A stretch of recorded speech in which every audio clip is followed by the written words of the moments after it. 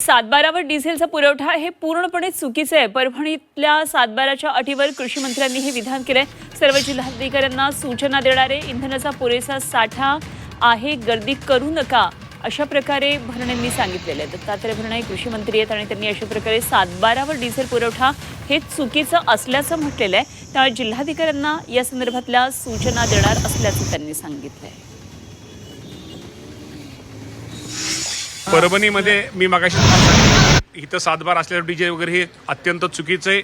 या बाबतीमध्ये आम्ही सगळ्या कलेक्टरांना सूचना देण्यात येतील। खरं तर मी आपल्या माध्यमातून माझ्या राज्यातील शेतकरी बांधवांना कळवू इच्छितो की खरंच आजही राज्यामध्ये पेट्रोलचा आणि डिझेलचा साठा हा व्यवस्थित आहे।